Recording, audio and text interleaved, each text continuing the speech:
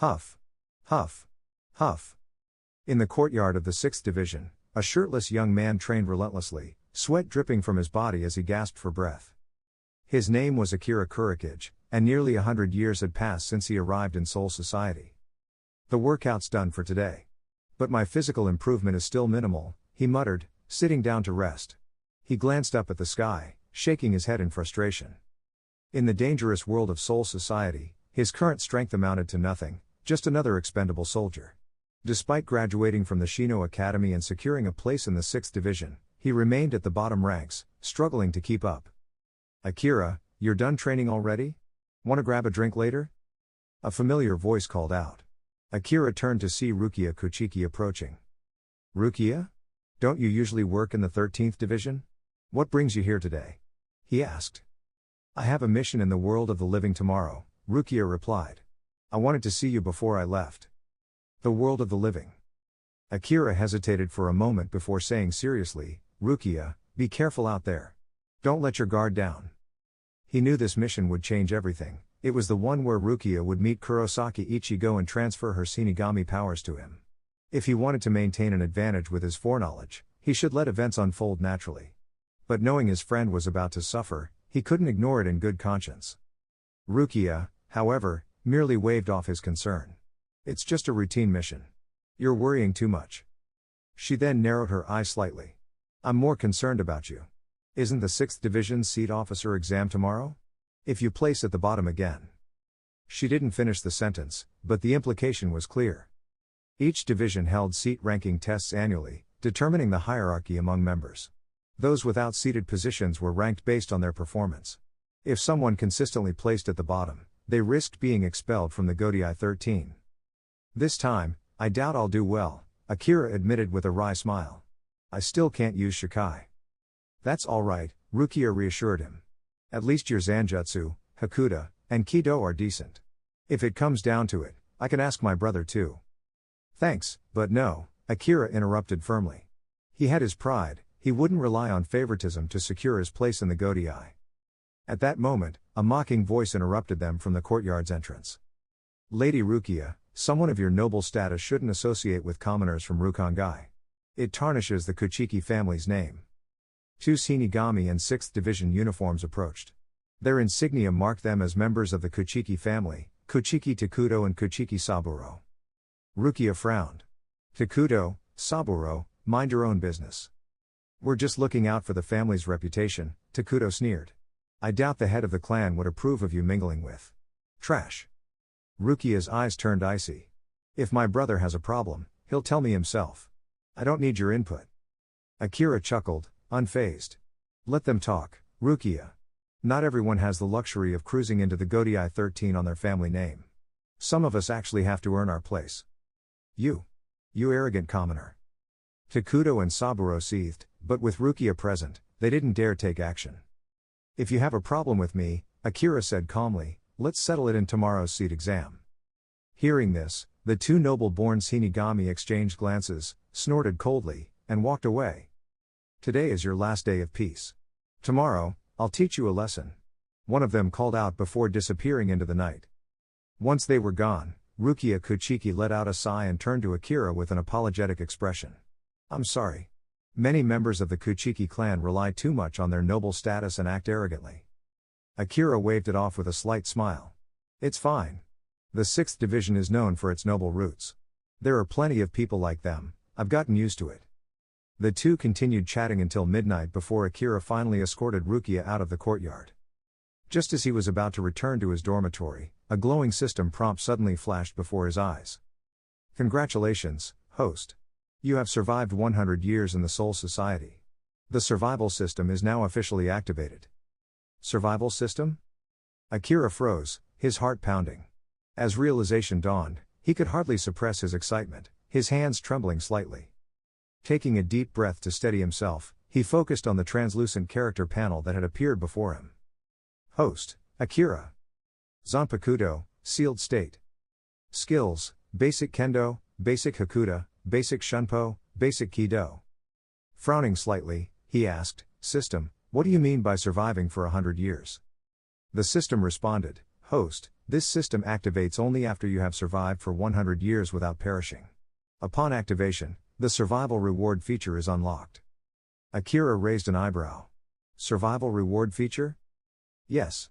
For each day you survive, you will receive a reward through a randomized lottery, granting you various weapons, skills, and enhancements. A spark of excitement flashed in Akira's eyes.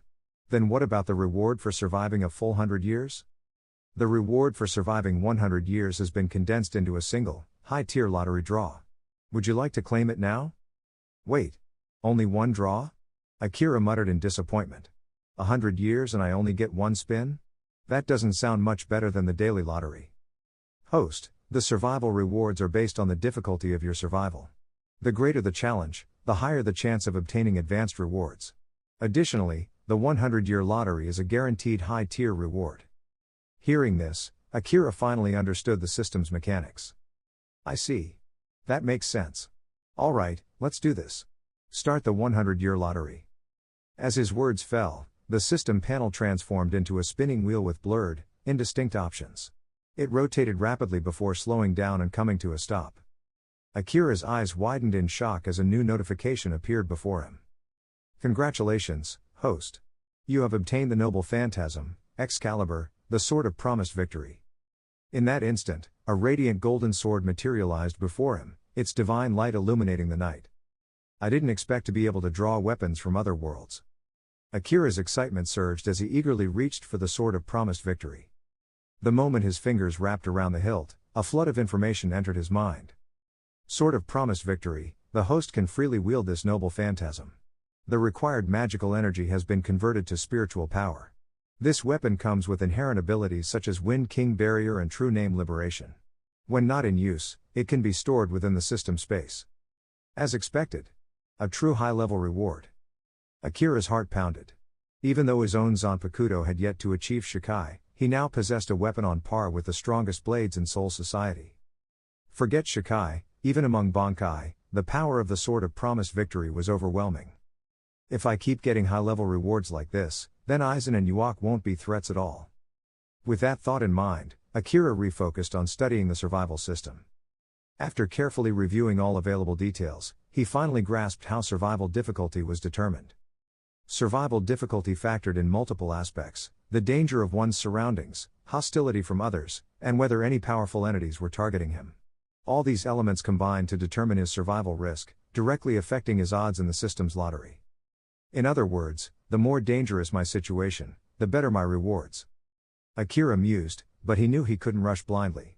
Walking up to Aizen and exposing his plans would instantly spike his survival difficulty to the highest level, but he wouldn't live long enough to benefit from it. That would be pure suicide.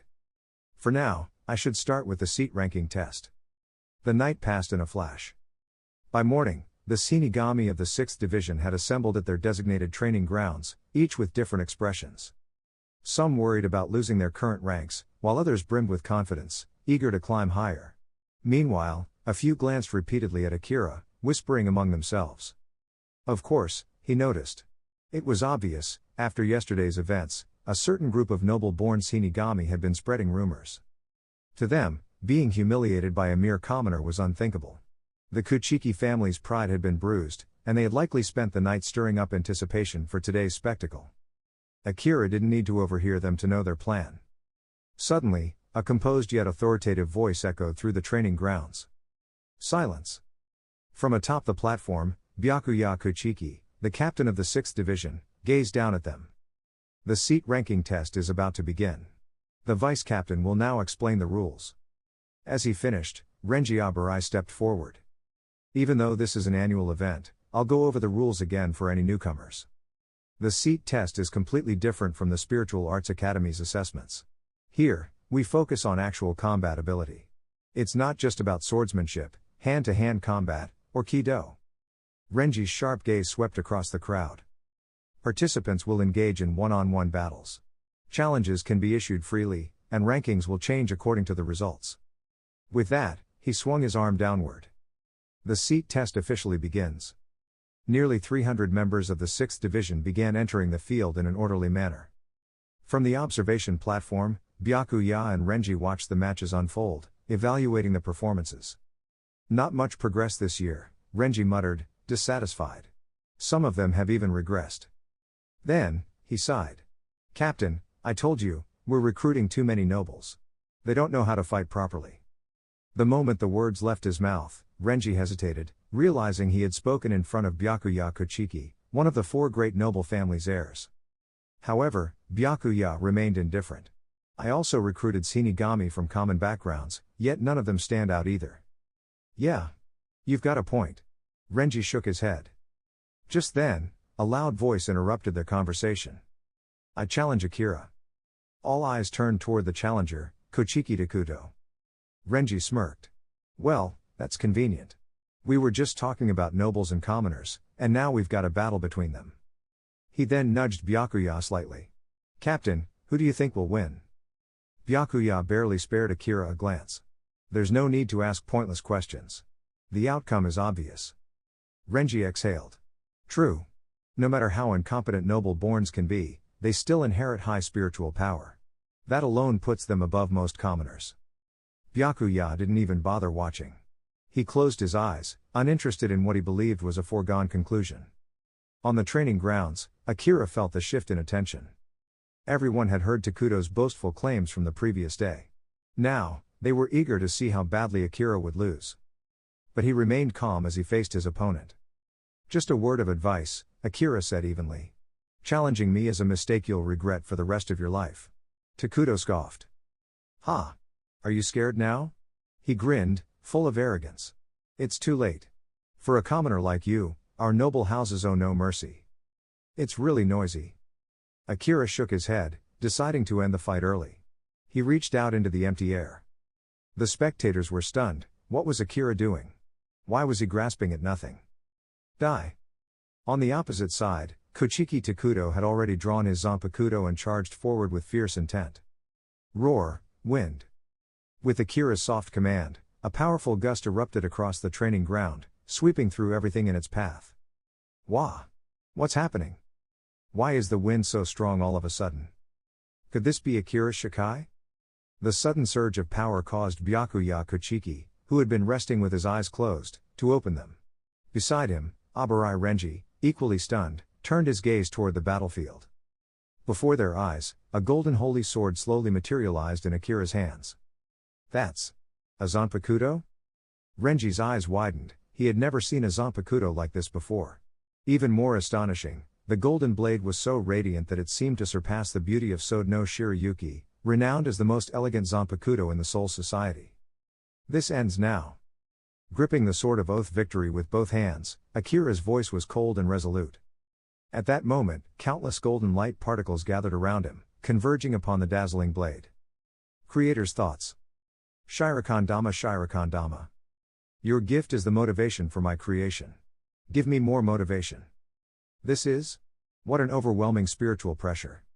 Even Byakuya Kuchiki, known for his composure, could no longer maintain his usual calm.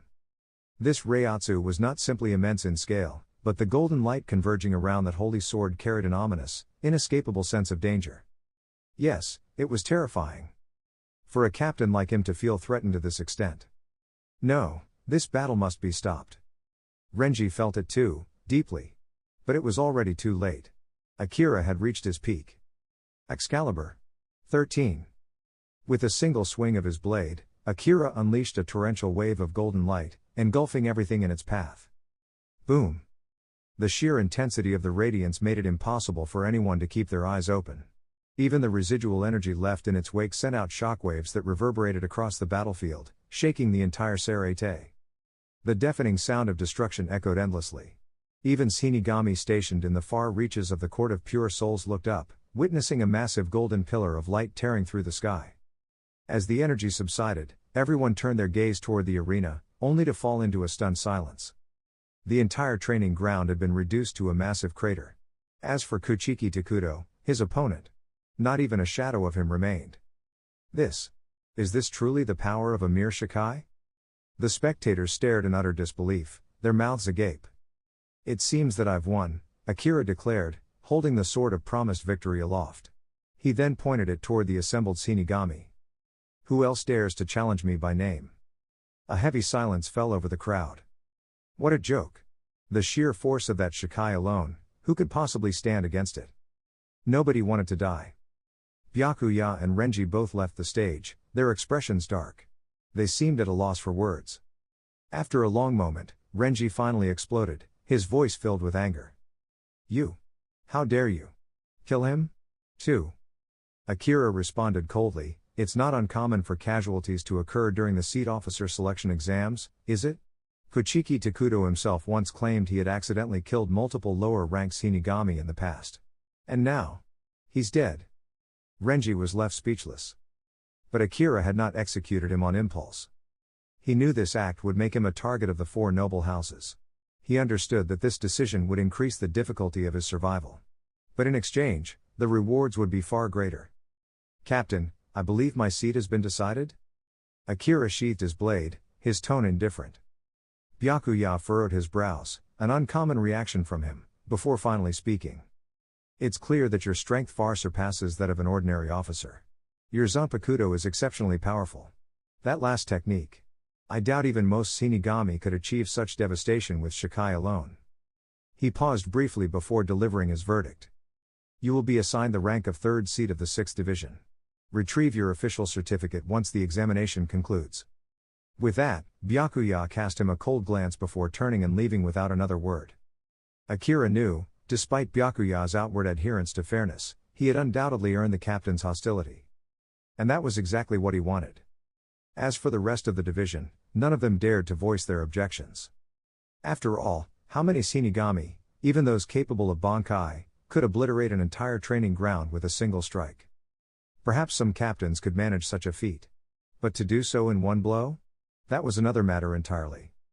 After leaving the arena, Akira returned to his quarters and collapsed onto his futon, utterly drained. I didn't expect that one attack to completely exhaust my Reiatsu. It seems that spiritual power is still my greatest weakness. Little did he know, word of the 6th Division's seating exam had already begun to spread like wildfire throughout the Sarete. Under the full force of Excalibur's strike, the entire training ground was obliterated, and the deafening roar echoed across most of the Sarete. Not to mention the radiant beam of light that pierced the sky, countless Shinigami must have taken notice. 5th Division Barracks. Aizen Sosuke removed his glasses, his deep gaze fixed on the direction of the 6th Division's training grounds. That attack. Even among the captains, such destructive power is rare. Could it be that someone else has achieved Bankai? If so, that individual would be a formidable force to reckon with. 1st Division Headquarters. Yamamoto Genryusai Shigekuni also turned his attention toward the 6th Division's training ground. His expression remained unreadable, betraying nothing of his thoughts.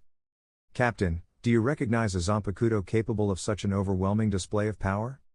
Chojuro Sasaki, the 1st Division's lieutenant, was visibly shaken. In all his years, he could not recall any Shinigami in the Sarete wielding a Zanpakuto of such terrifying might. I do not, Yamamoto answered slowly. But we shall find out soon enough. Just as Sasaki was about to press further, a figure arrived at the 1st Division barracks with Shunpo, Byakuya Kuchiki. Sasaki quickly realized that after such an unprecedented event, it was only natural for the 6th Division captain to report the matter to the head captain without delay. Your division is full of talent, Captain Kuchiki, Sasaki remarked. Besides yourself, it seems another prodigy has attained Bankai. Who might it be? However, both Yamamoto and Sasaki were stunned by Byakuya's response. The Shinigami responsible for that attack is named Akira, Byakuya stated calmly. And he has not yet achieved Bankai. This is impossible. Sasaki was the first to react, his voice filled with disbelief. Without Bankai, how could anyone unleash such a devastating attack? Even Yamamoto, who rarely displayed emotion, furrowed his brow. The training grounds are reinforced with Sekiseki stone. Ordinary attacks would be ineffective against them. If what you say is true, and Akira can unleash such power in Shikai, then once he attains Bankai, his strength will be beyond imagination. Sasaki silently agreed. As someone who had mastered Bankai, he understood the sheer magnitude of such power. Even among captains, few could obliterate a training ground with a single strike. Indeed, Byakuya affirmed. That is why I suspect his Zanpakuto may be the strongest light-based Zanpakuto ever recorded. Although Akira doesn't know that a group of powerful figures are keeping an eye on him, he can probably guess. After all, this is exactly what he wanted to achieve. 4. Sure enough, by the end of the day, the system confirmed his suspicions. Congratulations to the host for successfully surviving one day. A lottery reward will be issued. Akira had full confidence in the value of this lottery. While others might not understand, he knew better than anyone, his spiritual power could only be used to wield the sword of victory. Beyond that, he was nothing more than a paper tiger. With all of Soul Society's major factions now paying attention to him, both allies and enemies alike, his survival had undoubtedly become much more difficult. Start the lottery. Excitedly, Akira tapped on the lottery wheel. A familiar glow flashed, followed by the system's prompt. Congratulations to the host for obtaining Elite Hakuta. The reward took Akira by surprise, but it also raised new questions. System, what exactly does this elite level mean? He recalled that on his system panel, his Hakuta, hand-to-hand combat, skills had only been at an average level. Host, the elite level is an upgrade from the mediocre level. Converted to general rankings, you would now be in the top 100 in all of Soul Society. Top 100 in all of Soul Society? Akira was stunned. That was unbelievable. Soul Society, as the afterlife for human souls, contained countless Shinigami. Yet, with just this one lottery draw, he had managed to break into the top 100? Almost instantly, Akira could feel the change within himself. A flood of advanced Hakuta knowledge poured into his mind. Strangely, instead of feeling overwhelmed, he absorbed it effortlessly, as though it had always been a part of him. Perfect. One of my weaknesses has been covered. Now, with persistent effort, I can make up for the rest. Akira was satisfied. Hakuta was an essential combat skill, after all.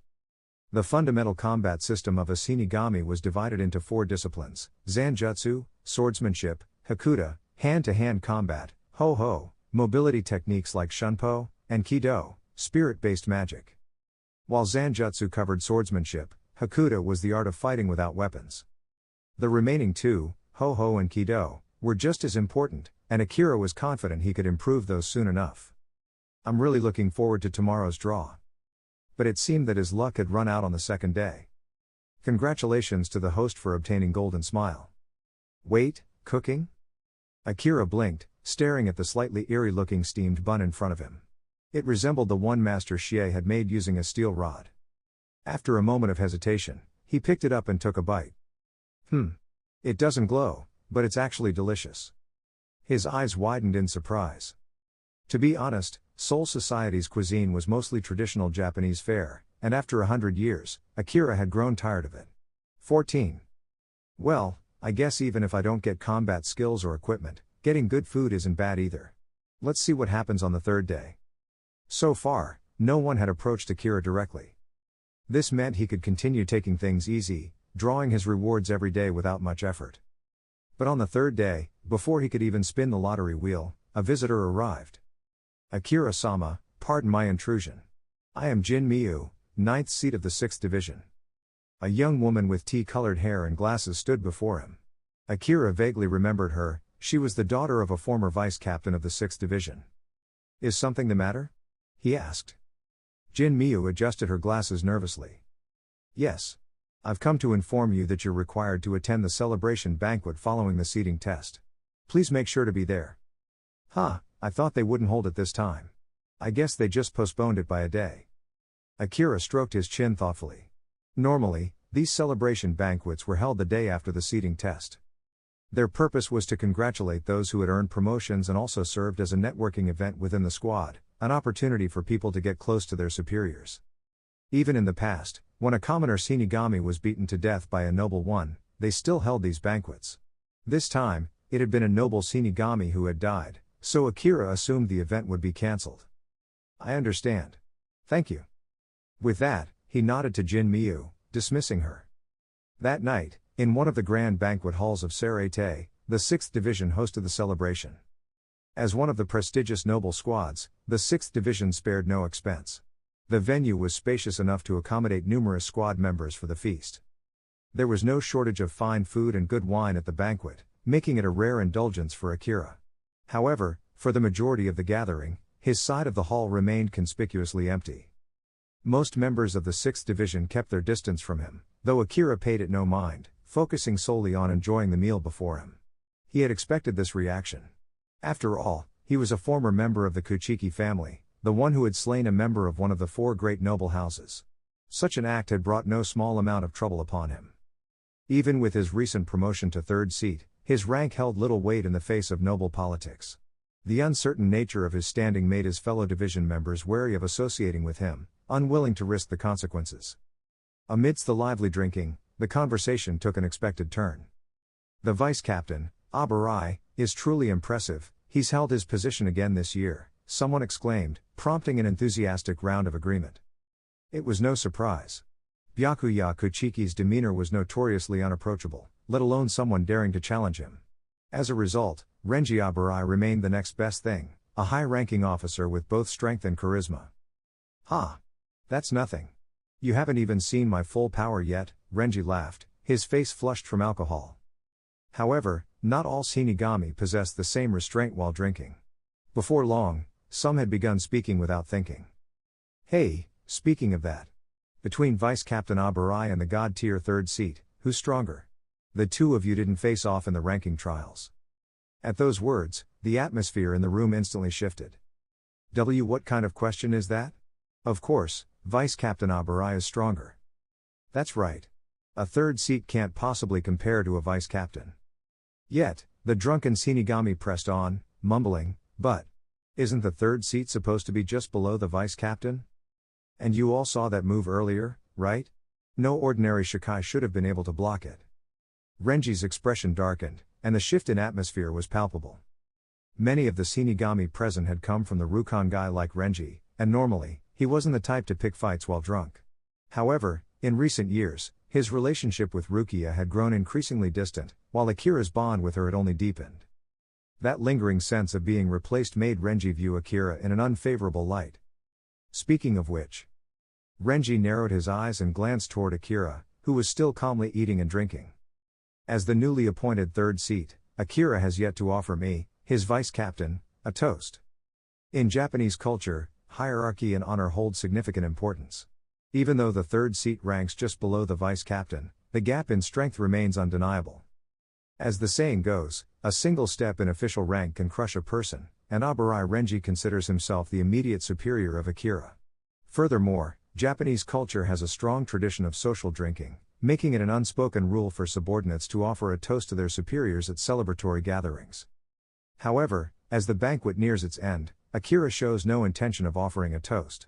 This, naturally, irritates Renji immensely. Noticing Renji's frustration, the room falls silent as all eyes shift toward Akira. At this point, he can no longer ignore the situation. "What? Is there a problem?" Akira asks casually, wiping his mouth. "Humph. Don't you know what comes next? Let me remind you," Renji beckons him with a finger. "Come over and make a toast. That's the rule." "Rule?" Akira raises an eyebrow. "I don't recall seeing that in the Godai 13 regulations." Renji falters, after all, such unspoken customs aren't officially documented. His face flushes with frustration before he lets out a dry laugh. "TCH. So you've really gotten full of yourself after a single promotion. Looks like I'll have to put you in your place today." Akira exhales and speaks calmly. "Before that, let me give you a warning." His eyes glint coldly. "I haven't caused you any trouble. For your own sake, don't create trouble for yourself." Renji's temper flares, amplified by the effects of alcohol. "Big talk. You're really asking for a lesson today." With that, he stands up, gripping the hilt of his zanpakudo. "Vice Captain?" The division members react in shock. No one expected the situation to escalate this far. But Akira remains unfazed, his voice turning frigid. "The last person who said they'd teach me a lesson doesn't speak anymore." A chilling silence falls over the room. The words cut deep, like a blade through ice. The assembled Shinigami can't help but recall the brutal fate of Kuchiki Takuto. Even Renji, despite his bravado, feels a bead of cold sweat trickle down his back. Wait. If he really fights seriously, I might not be able to handle it. Realizing he may have pushed too far, Renji hesitates. However, backing down now would be humiliating. Enough. That's enough. At that moment, a calm yet authoritative voice cuts through the tension, "Kuchiki Byakuya." His gaze lands on Renji, and though his expression remains unreadable, the weight behind it makes Renji stiffen. Backing down now would make it seem as though the captain himself had to step in to save him. It would be an outright admission that Byakuya also believed he wasn't capable of winning. "Captain, don't worry, it's just friendly sparring." Renji quickly pivots, seizing an opportunity. "We're all part of the 6th Division, there's no need for a life or death battle. We just won't use our Zanpakuto." A clever excuse. On the surface, it seems like a gesture of restraint, but in reality, it's a calculated move to tilt the fight in his favor. The division members immediately pick up on Renji's ploy, murmuring among themselves. He's targeting Akira's weakness. Without his Zanpakuto, he won't be as dangerous. Renji might actually have the upper hand this time. Their thoughts mirror Renji's. Without a blade, Akira's formidable power would be limited. A barehanded fight would seemingly level the playing field. All right then. To everyone's shock, Akira accepts without hesitation. Even Byakuya, who had expected him to refuse, raises an eyebrow slightly. Has he let his emotions cloud his judgment? Byakuya wonders silently. Renji, however, grins. This was his chance. If he could thoroughly defeat Akira in front of the entire squad, no one would ever question his authority again. Good. That's the spirit. Renji clenches his fists, stepping forward. Then, let's see what you've got. With that, he lunges forward, unleashing a precise Hakuta strike. Of course, precise is only relative to Renji's standards. To Akira, his movements are riddled with openings. In the blink of an eye, Renji lunged forward, but Akira was already making his move. Bang! Bang! Bang! A flurry of blows erupted as Renji unleashed his melee attacks, but each one was expertly blocked. Akira's defenses were flawless, his movements precise. Then, with a single decisive strike. Bang! His fist broke through Renji's guard and connected squarely with his face. PFFT. Blood sprayed from Renji's mouth as he was sent flying, crashing hard into the courtyard. A stunned silence followed, then an uproar. What? What just happened? Impossible. Vice Captain Aburai was overpowered so easily? Gasps of disbelief echoed among the gathered spectators. Byakuya Kuchiki's sharp gaze narrowed as he observed the fight.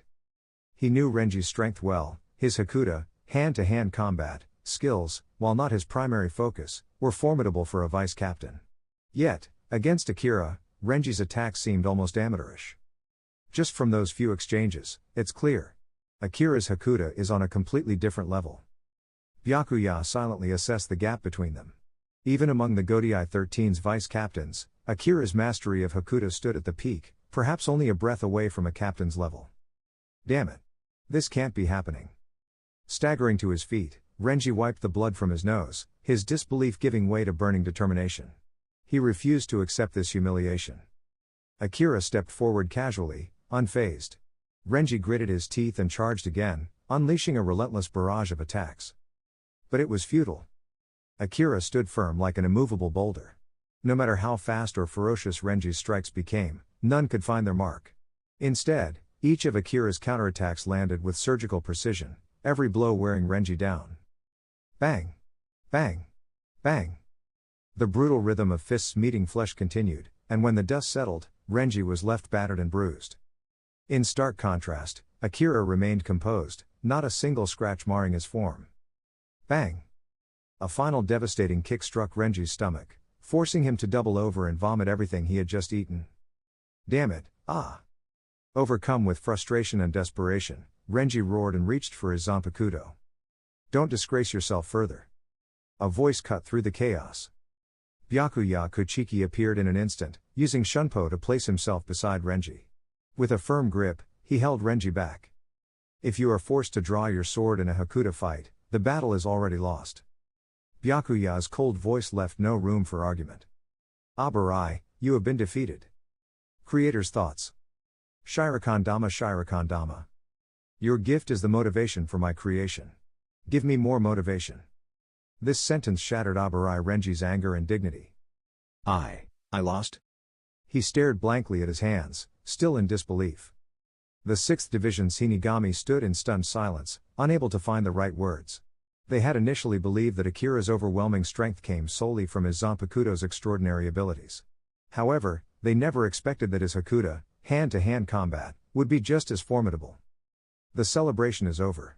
Let's go. Byakuya Kuchiki's calm but authoritative voice cut through the tense atmosphere, putting an end to what had turned into a farcical event. As Akira turned and left without a word, the surrounding Shinigami instinctively stepped aside, clearing a path for him. No one dared to stand in his way. That night, back in his quarters, Akira sat in his private residence within the Saraite. Since being promoted to third seat, his status had risen considerably, earning him his own house, complete with a small courtyard. As he settled in, anticipation flickered in his eyes. Start the lottery. A mechanical voice echoed in his mind as the system activated. Congratulations, host. You have obtained Bamboo Dragonfly.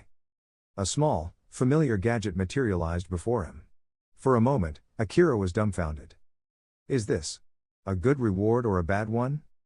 While he was surprised that even items from Doraemon could appear, this particular reward felt rather underwhelming. After all, Shinigami could already move freely in the air, making the bamboo dragonfly practically useless. Strictly speaking, this is one of the most basic future gadgets, not exactly a high-tier reward. Akira frowned, analyzing the situation. Could it be that his current level of danger wasn't high enough to trigger better rewards? Thinking carefully, he realized that although he had drawn attention within the Saraite, both admiration and hostility, he had yet to reach a level where someone would outright try to eliminate him. Even the noble clans, despite their potential resentment, wouldn't act too openly. Any revenge they planned would likely be done in secrecy, preserving their honor. If my survival difficulty isn't high enough, how do I raise it? Causing chaos in the Soul Society was out of the question. He wasn't strong enough yet, and the Godii 13 was an organized and highly efficient military force. If he made the wrong move, he could end up dead. That left only one alternative. Hueco Mundo. His eyes lit up. That was it. Hueco Mundo was the perfect place to increase his danger level. Although Hueco Mundo is filled with terrifying Menos Grande, most of them act alone rather than in organized groups. That means I can engage in battles without the risk of being completely overwhelmed. And right now, since the Hagyoku is still inside Rukia's body, Aizen hasn't created a significant number of Raincars yet. That makes it even less dangerous than it could be. 1. But just as quickly as his excitement rose, a new concern surfaced. How do I even get to Hueco Mundo? The only way to enter was through a Garganta, something an ordinary Shinigami couldn't open. Asking Urahara Kisuke for help was an option, but far too suspicious. Besides, why would Urahara even agree? As these concerns swirled in his mind, Akira eventually drifted off to sleep. The next morning, fate, it seemed, had its own way of answering his questions. Third Seat Shinken, the captain has summoned you. There's a mission for you. The voice belonged to Jin Miyu, who had informed him the day before. If she had been somewhat nervous then, she was even more reserved now, especially after witnessing Akira's overwhelming defeat of Renji. Akira remained indifferent. Lead the way. Upon arriving at the 6th Division's hall, he noticed several other seated officers already gathered. However, their expressions were peculiar. Some looked at him with regret, while others barely concealed their schadenfreude. Something was definitely off. Akira, this is your first mission since being promoted to a high-ranking officer, Byakuya Kuchiki stated calmly. The Department of Research and Development has detected unusual activity in Hueco Mundo. We require a high-level Shinigami to investigate. Akira was momentarily stunned upon hearing this. He nearly laughed in disbelief but managed to restrain himself just in time, resulting in an odd expression. To the other officers, however, his reaction seemed reasonable. Hey! No wonder the third seat of the division looks so strange. Isn't this mission just an outright death sentence? Hueco Mundo is incredibly dangerous. Going in alone is practically suicide. And the 4 noble clans aren't exactly easy to deal with either. Even if Captain Kuchiki doesn't want to act personally, the other 3 noble houses will definitely get involved. This can only end one way. Though their expressions varied, their thoughts were surprisingly aligned. Given Byakuya Kuchiki's nature, it was unlikely that he would abuse his authority for petty revenge. This meant the other 3 noble families were likely responsible for orchestrating this. The 4 noble clans, despite being separate entities, always worked to maintain their collective status and authority. If one of them was provoked, the others would never allow the offender to go unpunished. Even as a third seat, Akira's rank made it difficult for the nobles to act against him openly within the Saraite. Instead, they only needed to use external forces, perhaps even the Hollows themselves, to accomplish their goal. You have 3 days to complete the mission. After that, you may return to the Soul Society, Byakuya concluded, placing a mission token in front of Akira before turning and leaving. The other Shinigami took this as their cue to exit as well, their gazes filled with silent pity. To them, Akira was already as good as dead. Hueco Mundo was the stronghold of their enemies. Surviving even 3 hours there was perilous, 3 days was simply unthinkable. Senior. Please be careful. Only Jin Miyu hesitated. She bowed deeply to Akira before departing. Akira stared at the mission token in his hand, quickly piecing together the situation. Byakuya may not have personally initiated this scheme, but it was clear he had tacitly allowed the other noble houses to act. After all, it was his responsibility to issue this mission. Even though Akira's Zanpakuto abilities were impressive, his potential was not worth disrupting the stability of the 4 noble houses. Fine. This works in my favor. But I won't forget the intent behind this move, he thought coldly, casting a sharp glance in the direction Byakuya had gone. With that, he turned and made his way toward the 12th Division and the Department of Research and Development. Third seat, please come with me. The individual assigned to receive Akira was the 12th Division's Lieutenant, Nemu Kurotsuchi. Keeping her usual emotionless demeanor, she silently escorted Akira through the corridors of the 12th Division, leading him to the captain's laboratory. At the far end of the room stood Kurotsuchi Mayuri, the 12th Division's captain and the director of the Shinigami Research and Development Institute. His lips curled into an unsettling grin as his golden eyes scrutinized Akira. You're Akira, the one who caused quite the disturbance a few days ago, correct? Mayuri's voice carried a mix of amusement and curiosity, his unnatural smile making the atmosphere more uncomfortable. Yes, but I must say, I didn't expect the head of the SRDI to personally entertain me. Normally, it would have sufficed for my lieutenant to brief you, Mayuri replied, his grin widening. However, I personally requested your presence. After all, your Zanpakuto intrigues me. Without waiting for Akira's response, Mayuri began speaking to himself, his fingers tapping against his chin in thought. To minimize repairs to the training grounds, we incorporate Sekiseki, the spiritual energy dampening stone, into their construction. By all logic, it should be nearly indestructible. He narrowed his eyes, tilting his head as if lost in analysis. And yet, when I examined the scene, the entire training ground had been vaporized in a single strike. Such power should not exist at the Shikai level. Akira remained unfazed by Mayuri's ramblings. Instead, he simply stated, Captain Kurotsuchi, it is not my duty to answer your inquiries. My mission is time-sensitive. Please provide the details so I may depart immediately. For a moment, Mayuri froze, his expression unreadable. Then, with a chuckle, he relented. Very well. I'll have plenty of time to study you if you return alive. With a flick of his wrist, he presented 2 Kaimon Fun, specialized seals developed by the SRDI. These world-piercing seals are one-time use prototypes. The first will temporarily open a garganta, allowing you access to Hueco Mundo. The second will activate after 3 days, reopening the portal so you may return, assuming you survive. Akira took the seals without much thought. He was well aware of Mayuri's eccentricities, but when it came to his technology, there was never a need for skepticism. The captain's pride in his inventions ensured their reliability. As he examined the seals, Akira smirked. So, they even placed a time-locked seal on my return. The 4 noble houses really are going all out to make sure I don't come back. Mayuri tilted his head slightly, his gaze sharpening. If you agree to become my test subject, I could ensure they lose interest in your demise. Akira let out a short laugh. Not a chance. My favorite thing in the world is saying no to people who think they're in control. Even Mayuri was momentarily at a loss for words. What an odd individual. Regaining his composure, he waved a hand dismissively. Then let's move on to the mission itself. I assume you're not an idiot, so you already understand the situation. Your only objective is to survive in Hueco Mundo for 3 days. Simple enough, isn't it? Try not to die too quickly. With that, Mayuri lost interest in further conversation and returned to his work. Since Akira refused to cooperate with his research, there was no point in prolonging their exchange. However, what Mayuri didn't realize was that Akira had no intention of merely surviving. Rather than waste time elsewhere, Akira made his way to a restricted chamber within the SRDI, one of the few locations in the Serete where a garganta could be safely opened without compromising security. Without hesitation, he activated the first Kaimon Fun. As spiritual energy surged into the seal, it disintegrated in his palm. In its place, a small garganta tore open the space before him. It was just large enough for a single person to pass through, far too small for a Menos Grande to force its way in. Taking a deep breath, Akira stepped forward. Perfectly prepared.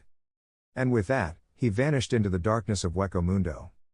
Hueco Mundo, the eternal night sky looms overhead, a pale crescent moon casting its dim glow over the desolate, windswept expanse. The air is eerily still, yet the oppressive atmosphere is thick with malice. Akira was no stranger to Hueco Mundo's appearance. After all, he had seen it before crossing over. A vast, barren desert stretched in every direction, its landscape dominated by lifeless white sand and twisted, skeletal trees. The moment he landed, his senses sharpened. This was enemy territory. Surviving here won't be easy, he muttered to himself. But if I can't endure this environment, then what's the point of having a survival system in the first place? Akira had always been self-aware. Even after obtaining the survival system, he never acted recklessly. Every move was calculated, every decision weighed. To outsiders, his actions might have seemed impulsive, but in reality, they were the result of meticulous planning. His goal was twofold: to ensure enough danger to trigger survival rewards while avoiding situations where death was inevitable. He took a deep breath, analyzing his current predicament.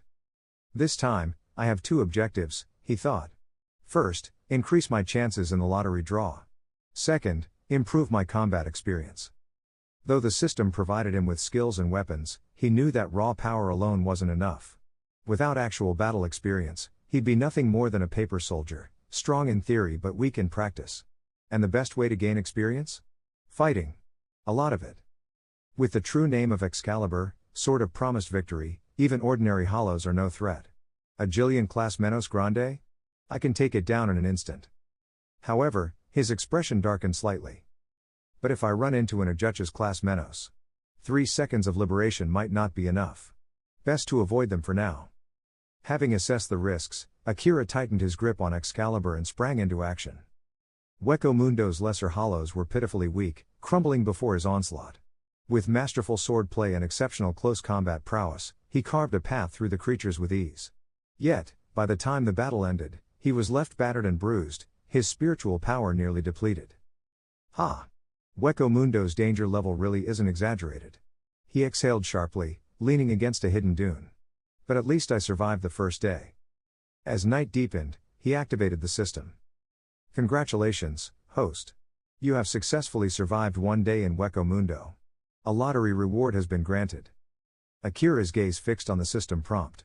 With a mixture of exhaustion and anticipation, he clicked to start the draw. The dangers of Hueco Mundo are entirely different from Soul Society, he mused. This time, I better get something good. As the turntable stopped, a notification appeared before Akira. Congratulations to host for obtaining excellent shunpo. Excellent shunpo? Akira was momentarily puzzled, but he quickly realized this was a new level of mastery. The system, anticipating his confusion, provided an explanation. The excellent level is an upgrade from the elite level. Hearing this, Akira was astonished. He hadn't expected there to be a level beyond elite. Even at the elite level, Hakuda, white hits, alone was enough to overpower a powerful vice-captain like Aburai Renji. So what about excellent level? At this point, even among the captains, he might be able to rank near the top. Shunpo. This is exactly what I need right now. As an immense flow of knowledge and skill regarding Shunpo flooded his mind, Akira felt as if he had been practicing for centuries. In the perilous realm of Hueco Mundo, where danger lurked everywhere, enhancing his mobility with Shunpo was a game-changer. His confidence in surviving this hostile world soared. After a night of training and recovery, Akira resumed his hunt.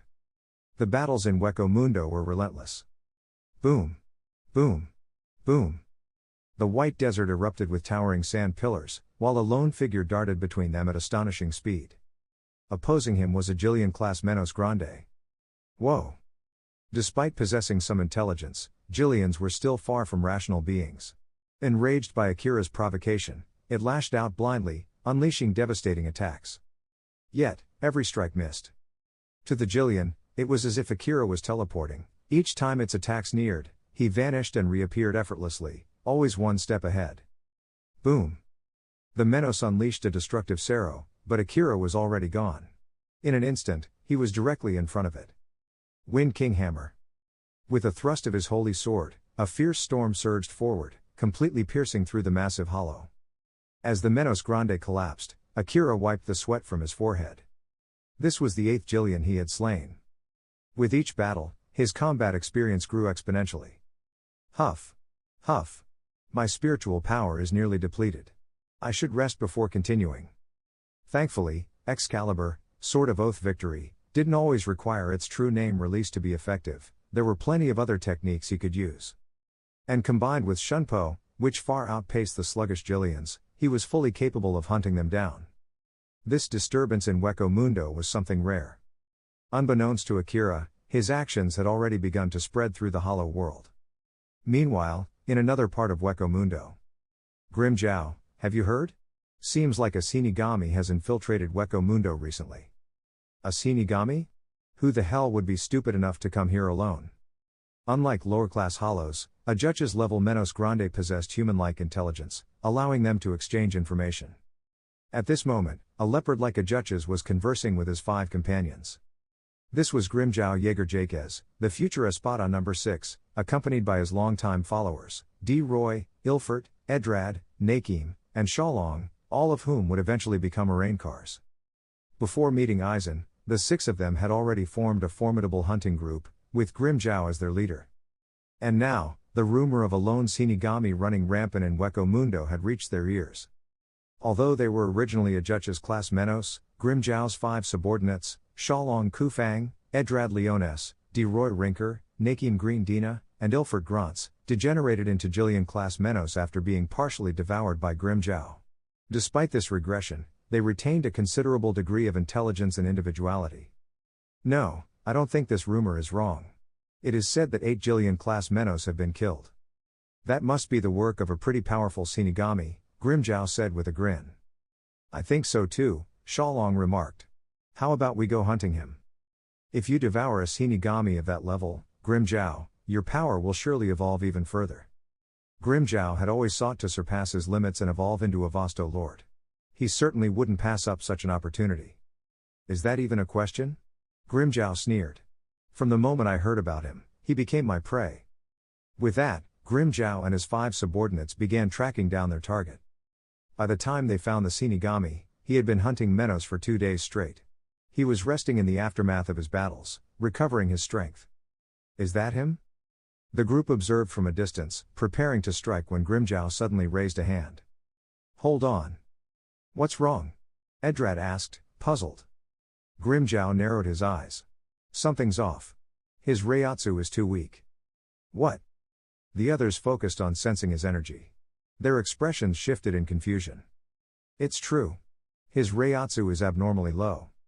He's not even on par with an average Jillian. That doesn't make sense. We heard he killed over 10 Jillians on his own. It's unnatural, there's no way someone with such weak Reiatsu could have that kind of strength. They had expected a captain-class Shinigami to be responsible for the carnage. Only someone of that caliber should have been able to cut down so many Menos in such a short time. Maybe we were wrong about our target? Could he just be another Shinigami? D. Roy speculated. Grimmjow smirked. It doesn't matter. If he's here, we're not letting him walk away. Edrad, take him down. You can have him when you're done. Understood. Edrad no longer concealed his presence and charged straight at the resting Shinigami with a bloodthirsty grin. Oh? Another Menos already? The Shinigami opened his eyes, seemingly unfazed. Rising to his feet, he dusted off his black Shyakushu and calmly faced the incoming Edrad. Hey, are you frozen in fear? Edrad lunged, jaws wide, intending to swallow him whole. But in the blink of an eye, the Shinigami was gone. What? Edrad's pupils contracted. As a former Ajutches, he recognized the truth immediately, this Shinigami's speed far surpassed his own. Shing! A flash of golden light. In the next instant, a gleaming blade had already severed Edrad's head from his shoulders. Creator's thoughts. Shirokendama Shirokendama. Your gift is the motivation for my creation. Give me more motivation. Among the many abilities of the Sword of Oath of Victory, one technique involves infusing it with spiritual power, causing its blade to radiate with a brilliant glow. 1. This glow is not merely aesthetic, it significantly amplifies the sword's cutting power and destructive force. When empowered, The Sword of Oath of Victory becomes capable of slicing through even the hardened hide of a Jillian-class Menos Grande with ease. This overwhelming strength led to Edrad Leones being instantly slain by Akira. This Jillian Menos Grande seems to be more aggressive than the others, Akira remarked, blinking in surprise. It was evident that Edrad had underestimated him, leading to his downfall. The shocking turn of events left even powerful Menos Grande like Grimjow Jaeger-Jaquez momentarily stunned. What? Edrad was actually cut down? Nakim Green Dina was in disbelief, questioning his own eyes. How could a Jillian-class Menos Grande be defeated by such a weak Shinigami with such low Reiatsu? You bastard! You're courting death. Several of Edrad's companions could no longer hold back their fury and immediately charged at Akira. An ambush? Akira's expression tensed as he prepared himself, summoning every ounce of his strength. In the blink of an eye, 4 Menos Grands surrounded him. Boom! Boom! Boom! Boom! A relentless barrage of Sero blasts filled the air, each explosion leaving massive craters in the landscape. Yet, Akira effortlessly weaved through the attacks, dodging them with razor-sharp precision while countering with calculated strikes, leaving deep wounds on his enemies. Damn it, he's too fast. Both Nakim and Shalong Kufang grew increasingly anxious. No matter how hard they tried, they couldn't land a single hit on Akira. Forget hitting him, it was difficult even to keep track of his movements. This is impossible. Why is this happening? From the sidelines, Grimjow watched the battle unfold, his disbelief growing with every second. Even though Akira's Reiatsu was weak, his Zanpakuto could easily pierce the defenses of Menos Grande. Combined with his Shunpo, his speed rivaled that of even some Ajutch's class Menos Grande, an astonishing feat. You all step back. I'll handle this myself. After assessing the situation, Grimjow barked an order. At that moment, the 4 Menos Grands momentarily hesitated. Akira seized the opportunity. He reversed the grip on his Sword of Oath of Victory, and in an instant, the Wind King's barrier erupted in reverse. This specialized technique allowed him to propel himself forward at 3 times supersonic speed. At this velocity, the Menos Grands had no time to react. De Roy Rinker was decapitated in an instant. Following up with a whirling slash, Shalong Kufang's head flew high into the sky. No! The remaining Menos Grands cried out in horror, but Akira was relentless. Now that his surprise attacks had been exhausted, he switched tactics, choosing to overpower them with sheer force. He channeled an immense amount of spiritual energy into his Sword of Oath of Victory, aiming it directly at Ilford Grants. Boom! A concentrated beam of light, akin to a laser cannon, pierced straight through Ilford's body, leaving no chance for survival. Within moments, 3 Menos Grands had fallen to Akira's blade. Even Grimjow struggled to process what had just happened. But once the realization set in, his rage exploded. I'll kill you. With a furious roar, he lunged at Akira, only to be evaded at the last second by Shunpo. Now recognizing his opponent, Akira's expression hardened. So this is Grimjow Jaeger-Jaquez. He's already an exceptionally strong Ajutch's. With my current depleted spiritual power, fighting him head-on would be unwise. I need to retreat. Though Akira sought a challenge, his survival was paramount. Without hesitation, he used Shunpo to put as much distance between them as possible. Bastard! Don't run! Grimjow and Nakim immediately gave chase, their movements blurring across a kilometer in an instant. Halfway through the chase, both Grimjow and Nakim kept attacking Akira, but with little success. Even Nakim was gradually falling behind. No, that Shinigami's Shunpo is too fast. I can't keep up. Realizing the vast difference in speed and that even Akira's shadow was becoming indistinct, Nakim had no choice but to stop, panting in frustration. Grimjow, however, was an exceptionally fast Ajutch's, specializing in speed, so he barely managed to keep up with Akira. TSK, this guy's as annoying as a fly. Glancing back to see Grimjow still hot on his tail, Akira felt immense pressure. His spiritual power was only at the level of a standard Shinigami, and the relentless high-intensity battles, along with constant use of Shunpo, were pushing him to his limits. Ha ha ha. You're dead. Seeing Akira's speed waver slightly, Grimjow's eyes gleamed with bloodlust as he prepared to pounce. At that moment, a sudden Sero blasted through the air, striking the ground between Grimjow and Akira with a deafening explosion. Boom! The attack didn't hit either combatant but effectively halted Grimjow's charge. Who? Grimjow turned angrily toward the source of the Sero and saw an Ajuchas class Menos Grande standing in the distance. The figure had distinctive horns on their head. "I am Neliel Tu Odal Schwank, and you've trespassed into my territory," the newcomer declared. Her voice was soft yet unwavering. Though her tone carried a hint of gentleness, there was firm resolve behind her words. "I dislike needless killing. Since you're in my domain, I ask that you cease this fight." "Ha! You're dreaming. Why the hell would I listen to you?" Grimjow scoffed, his expression twisting with irritation. Without hesitation, he began charging another Sero, crimson energy gathering at his mouth. Seeing his aggressive stance, Neliel narrowed her eyes and gritted her teeth. "If either of you insists on fighting, then I will be forced to side against the aggressor." Instead of being deterred, Grimjow only grew more enraged. "Oh yeah? Let's see if you can back that up." With a roar, he fired his Sero directly at Neliel. Unfazed, Neliel retaliated in an instant, and the two Ajuchas class Menos Grands clashed in a fierce battle. Watching from a safe distance, Akira couldn't help but smirk. Well, this is an unexpected turn of events. He quickly recognized Neliel, one of the future first-generation Raincars and the future Espada No. 3, known for her incredible strength. However, she was a unique hollow, possessing a gentle and kind nature, vastly different from the usual bloodthirsty tendencies of her kind. "This works out for me. I'll just sit back and let them tire each other out." With that thought, Akira moved to a safe distance, sat down, and focused on recovering his strength while observing the chaotic battle unfold.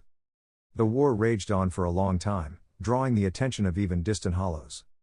As the fierce battle between these two exceptional Ajuchas class Menos Grande unfolded, countless hollows, including Jillian class Menos, began to flee out of instinct.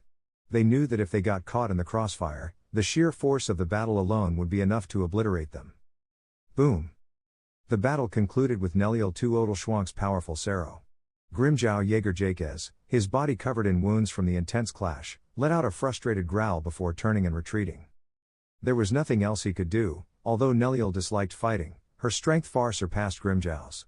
This fact would later be confirmed when they both underwent a Reincarization and received their Espada ranks. Even then, Grimjow was no match for her. In the end, he had no choice but to abandon his ambitions and retreat to survive. "It's finally over." Neliel sighed in relief before making her way back to Akira's side. "You're a Shinigami, aren't you? You've got some nerve coming to Weko Mundo alone." By this time, Akira had recovered a good amount of his Reiatsu, restoring some of his confidence. He glanced at Neliel and smirked. "I didn't expect a Menos Grande to protect a Shinigami." "I wasn't protecting you," Neliel corrected him. "I told you, whoever attacked first, I'd help the other side." Akira nodded, choosing not to argue. Instead, he focused on recovering as quickly as possible. After some time, Neliel, noticing his calm demeanor, finally broke the silence. "I don't get you," she muttered. "I'm a hollow, an Ajuchas class Menos, a sworn enemy of the Shinigami. And yet, you're just sitting there, healing like it's nothing. How can you be so at ease?" From her experience, Shinigami either fled at the sight of a hollow or immediately engaged in battle. Yet Akira was completely relaxed around her, not even showing a hint of hostility or fear. Akira smiled slightly. "Because I know you're different, Neliel." He said it so casually, yet his words had a profound effect on her. He trusts me? Neliel thought to herself, feeling a strange warmth. Maybe. Not all Shinigami are bad after all. As time passed, Akira recovered more than half of his energy and decided to eat something to replenish his strength. Reaching into his system space, he retrieved a bowl of steaming noodles, a dish he had won in a lottery 2 days prior. He glanced at Neliel. "You helped me, so consider this a thank you gift," he said. "Not sure if you can eat it, though." Neliel's eyes widened as she saw the food appear out of thin air. "You? Where did that come from? Is it your Zanpakuto ability?" Food was unheard of in Weko Mundo, let alone a bowl of freshly made noodles with broth. She hadn't even seen him release his Zanpakuto, yet he had conjured something so absurd. "Don't worry about the details," Akira said, handing her the bowl. "Shinigami and hollows are both spiritual beings, so if I can eat this, you should be able to as well." Neliel hesitated for a moment before accepting the food. "Thank you," she said softly. Then, after a pause, she added, "By the way, you already know my name, but I still don't know yours." "My name is Akira Kurokage. You can just call me Akira." "Akira Kurokage? Neliel repeated, her voice trailing off. A thoughtful look crossed her face before she hesitantly spoke again. Since we know each other's names now, and you even shared food with me, does that mean we're friends? Akira blinked in surprise. He hadn't expected that question, but as he looked at Neliel, who seemed uncertain yet hopeful, he realized she might still retain traces of her past self, a memory of her life before becoming a hollow. He smiled. Of course. Neliel's eyes widened. She had regretted asking almost immediately. After all, how could a Shinigami be friends with a hollow, their natural enemy? She had expected him to reject the idea outright. But he agreed without hesitation. For the first time, Neliel met a Shinigami who didn't see her as a monster, who didn't judge her simply for being a hollow. Her face brightened with a small, genuine smile. All right, then. Let's be friends. I'll be counting on you. Neliel responded a little shyly before picking up the noodles and eating the catfish noodles. The moment the noodles entered her mouth, the smooth texture and rich flavor completely overwhelmed her senses. Her eyes widened in surprise. Delicious. I've never had anything this good before.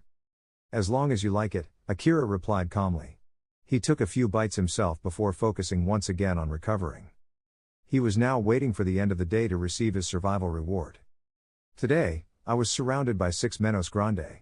One of them was even on the verge of evolving into an Ajuches, potentially strong enough to reach the Espada level. This was definitely the most dangerous situation I've ever faced. The thought of the potential rewards after such a life-threatening battle filled Akira with anticipation. Hueco Mundo, Las Noches. Though many hollows in Hueco Mundo exist as scattered and unorganized individuals, that does not mean there is no ruling class. Any Menos Grande that evolves into an Ajuches gains intelligence equal to that of humans, making it inevitable for them to form groups, establish hierarchies, and engage in battles of dominance. Las Noches is the pinnacle of this order, the palace that represents absolute rule over Hueco Mundo.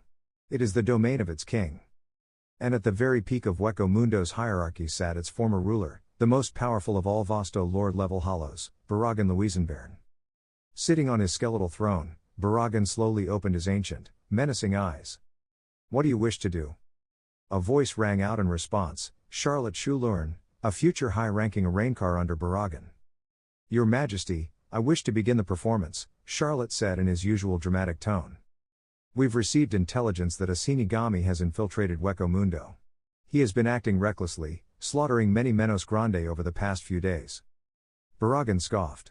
A Shinigami daring to cause trouble in my domain? He must have some skill. However, his mere existence is already a crime worthy of death, let alone his audacity to rampage here. His voice carried a weight of absolute authority. Charlotte, Aburama, Finder, Choneng Pao, Geovega, Nurch Parjuak, I command you all to hunt down and eliminate this fool who dares to challenge me. Yes, Your Majesty. The 6 formidable hollows, each destined to become powerful Rainkar, vanished into the sky, their presence a silent oath to complete the task. All of them were Ajuches class Menos Grande, the elite of Hueco Mundo.